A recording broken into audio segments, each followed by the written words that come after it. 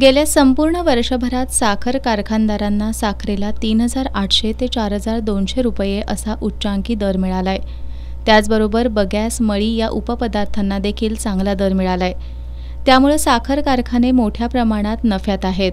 मात्र ते नफ्यातील हिस्सा ऊस उत्पादकांना द्यायला टाळाटाळ करतायत असा आरोप आंदोलन अंकुशचे अध्यक्ष धनाजी चुडमुंगे यांनी केलाय। ते आज कोल्हापुरात पत्रकार बैठकीत बोलत होते।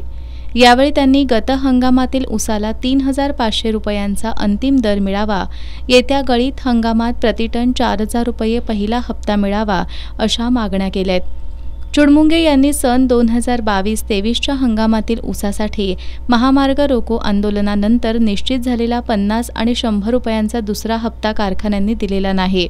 या हप्त्यासाठी बुधवारी 2 ऑक्टोबरला पालकमंत्री हसन मुश्रीफ यांच्या दारात आमरण उपोषण सुरू करणार असल्याचं सांगितलं।